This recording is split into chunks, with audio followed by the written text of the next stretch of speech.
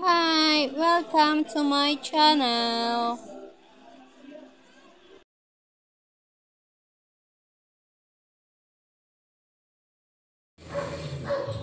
Guys, anong tanim to guys? Di ko alam anong tawag dito. Tignan mo yung dahon na bagong tubo. Ang ganda no. Tignan mo yung leaves niya oh. Diba iba ang kulay? Ang ganda. Sarap tingnan. Ayan na siya oh. Ayan siya oh. Iba-iba ang design nila ba? Kulay pati. Siguro pag tumanda na yung dahon, ganito na yung kulay. No, pag bagong siyang tubo, ayan siya oh.